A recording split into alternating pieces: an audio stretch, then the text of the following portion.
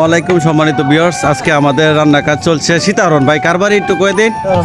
সীতারণ বড় বাড়ি। আজকে অনুষ্ঠানটা কিসের অনুষ্ঠান? রেফতের অনুষ্ঠান। আলহামদুলিল্লাহ আজকে আমরা রান্না বান্না সীতারণ।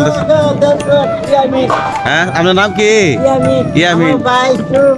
আচ্ছা আচ্ছা।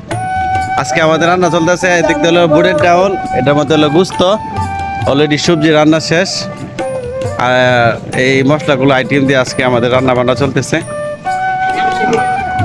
বাইকনাটা কই? বাইকনাটা ভালো কিছু